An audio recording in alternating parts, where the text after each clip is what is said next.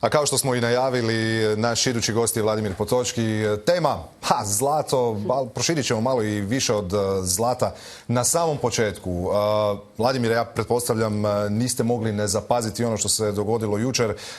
Zlato je išlo prilično hrabro prema onoj psihološkoj granici od 5.500 i onda zaista jedna značajna korekcija. Prije nego krenemo detaljnije u ovu priču, je li vas zabrinulo to ili najnormalniji dio, najnormalniji korak na ovom putu zlata? Dobro jutro.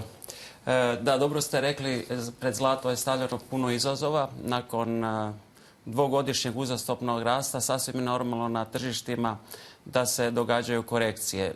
One nužno nisu niti loša stvar, budući da na taj način testiramo zapravo fundamentalne vrijednosti i pozicije zlata koje su dugoročno postavljene. I u prvom i u drugom slučaju, prvi slučaj bio je prije nekih 15 dana, a potonji je bio upravo jučer.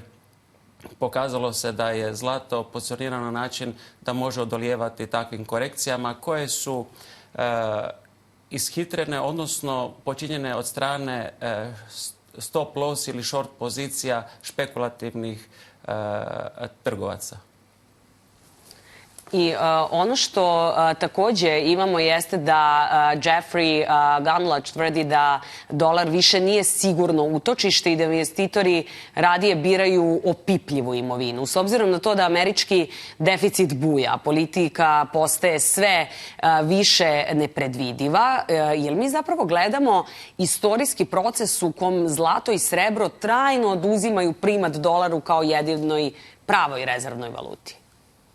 Pa Jeffrey je već ranije ukazivao zapravo na velike državne deficite, na balon nekretninski 2006. i 2007. godine i na slabljenje povjerenja u valute. Inače poznat kao kralj obveznica, zagovarao je ulaganje u američke obveznice i poznat je kao ekonomski realista, a ne kao ideolog.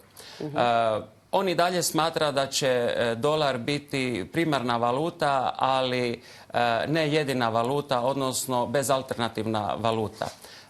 Pokazalo se zapravo da od 2000. godine kada je dolar imao primaca nekih 70% u globalnim rezervama, došao je na svega 50% u 2025. godini. I on sam smatra da je sasvim glupo stvarati portfelj u današnjim danima kao da živimo u 1995. godini.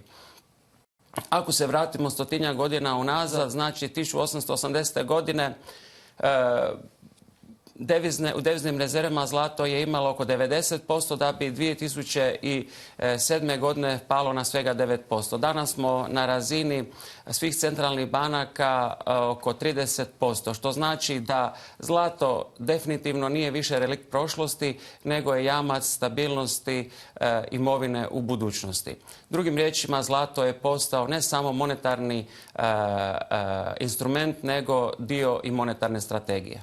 Jedna zanimljiva stvar, Vladimire, kada se gleda kretanje plemenitih metala, zlato je fascinantno, ali onda se čovjek okrene ka srebru, ono je još fascinantnije. Taj godišnji rast koji je blizu 200%, koliko je taj skok poguran čistim strahom od inflacije, a koliko činjenicom da je srebro postalo kritična sirovina AI revolucije, solarnih panela također, i je li ono danas više industrijski ili monetarni metal? Dobro pitanje. Zapravo godinama je srebro bilo podcijenjeno u odnosu na zlato. Najbolje je stavljati u korelaciju odnosno vrijednost cijene zlata i srebra. Prije 2 godine govorili smo o odnosu 1:90. U piku prije nekih 3 tjedna bilo je 1:45. Danas mislim da govorimo o odnosu 1:60. Za razliku od zlata, srebro kao burzovna roba je volatilnije, što znači da u kraćem periodu može više oscilirati kako na gore, tako i na dolje, što smo bili svjedoci prije nekoliko dana. Govorimo o tome da je preko 50% potražnje za srebrom zapravo generirano iz industrijskih razloga, kao što ste rekli, u AI industriji i industriji solarnih panela. Tako da bih rekao da što se tiče potražnje srebra, emocionalnu notu ima inflacija, ali da temeljne korijene zapravo vuče industrija. U emisiji smo takođe analizirali te bilionske odlive kapitala iz aktivnih akcionih fondova, jer menadžeri jednostavno ne mogu da pobede indeks. Jel može posjedovanje fizičkog zlata da se smatra konačnom aktivnom strategijom kojom se investitori zapravo štite i štite svoj kapital od algoritama koji su to deoničko tržište učinili potpuno nerazumljivim jednom prosečnom retail investitoru? Da, pred fond menadžere u zadnjih 10 godina zapravo stavio se niz izazova, a među njima su i takozvani rebalansi portfelja. Od klasičnog 60-40, 60% dionice, 40% obveznice, išlo se ka tome da bude 70% dionice, 26% obveznice i 4% komoditi, najviše zlata. Pa na kraju smo došli na 50, 30, 20, što je prije 10 ili 5 godina bilo zapravo nezamislivo. Preko 60% transakcija trgovanja, znači na tržištu kapitala dionicama, generirano je iz algoritama koji zapravo prate tijekove novca, a ne fundamente. U tom smislu, plus toga što dionice same po sebi imaju rizike tržišnog modela, dok zlato to nema, široj javnosti je puno razumljivije ulaganje u zlato nego u dionice. Samim time iskloniji su ulaganje znači u zlato ili u srebro, pogotovo na našim prostorima gdje smo teže skloni rizicima u odnosu na države koje su u kapitalističkim društvima duži period. Drugim riječima, kako se učimo demokraciji, na isti način učimo se i kapitalizmu.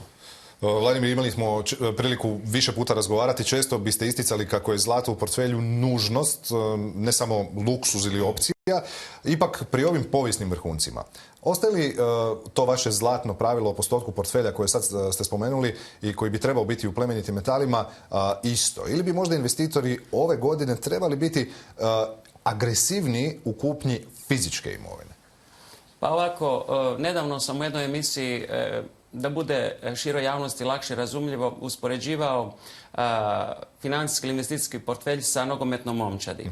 Drugim riječima, svaka klasa imovine u portfelju ima, u diverzifikaciji ima svoju ulogu, tako i svaki igrač u nogometnoj momčadi ima svoju ulogu.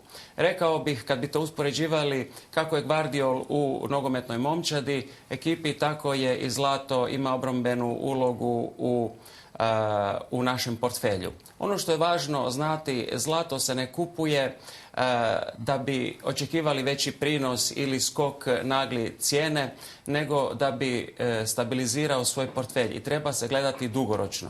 Svi oni koji tako rade, koji tako čine, zapravo imaju fiksnu komponentu zlata u svom portfelju i čine ga puno otpornijim u odnosu na druge portfelje. Kaže se da je bogat čovjek onaj čovjek koji ima vremena čekati, a zlato vam u tom smislu definitivno to je omogućava. Znači, zlato nije ofanzivna klasa imovine, nego više defanzivna, što ne znači da u zadnjih par godina sportskim rječnikom nije zabijalo golove. Apsolutno, samo da se kratko nadovežem na ovu nogometnu metaforu. Ako ćemo povući neku paralelu u prinosi zlata, ispada kao da je zlato Cristiano Ronaldo, ne neki obrambeni igrač, ali da, kamo sreće da obrambeni igrači postižu ovoliko golova kao što postiže zlato. Je li? Da, vrijeme će nam pokazati kako će to u budućnosti biti. Znači, i dalje smatram da treba voditi računa, ne stavljati sva jaja u istu košaru. Ono što su i Bloombergovi analitičari rekli, oprezu nikad dosta. Možda skrenuti pozornost da bi valjalo u ovim trenucima nekih oscilacija, izazovnih vremena, zapravo uprosječivati cijenu kako se ne bi dogodilo da klijenti kupuju u pikovima. Jasno. Sad, u tom neizvesnom ambijentu koji sve vreme opisujemo, ako kamatne stope ostanu visoke, a zlato uprkos tome nastavi i dalje da nas iznenađuje, ako zlato nastavi i da raste, jer to znači da je tržište prestalo da veruje sistemu i da se sada praktično oslanja i isključivo računa na geopolitički haos i nestabilnost. Ovako, što se tiče centralnih banaka, njihova glavna uloga je oduvijek bila zapravo zaštititi funkcioniranje gospodarstva kao i vjeru i vrijednost u valutu. Kroz povijest fiat valuta zapravo pokazalo se da nas je ta činjenica često puta iznenadila. Isto tako, neće biti prvi put da su kamatne stope na nekim razinama, odnosno višim razinama, a da cijena zlata raste. Neće biti po prvi put da inflacija je bila niska, a da je cijena zlata rasla. Drugim riječima, zlato kao imovina zna prejudicirati buduće tržišne tokove i reagirati na način da zapravo prejudicira sve ono što će se u budućnosti dogoditi. Vjera u institucije je zapravo pokazala svoju sliku samim time što su centralne banke od prije par godina opet počele kupovati velike količine zlata na razini 1000 tona godišnje. Samim time rekli su koliko one vjeruju fiat valuti i dolaru, pa ako je dobro za njih, smatram da je dobro i za pojedinog investitora. Vladimire, puno hvala. Zanimljivo je ovo promatrat. Zlato, jedna od, nek se niko ne uvrijedi, ali jedna od definitivno dosadnijih, barem do pred par godina, asset klasa, postala jedna od najzanimljivijih i sasvim sigurno tema brojnih emisija koji su pred nama. Još jednom, Vladimire, puno hvala na ovom gostovanju. Hvala vama.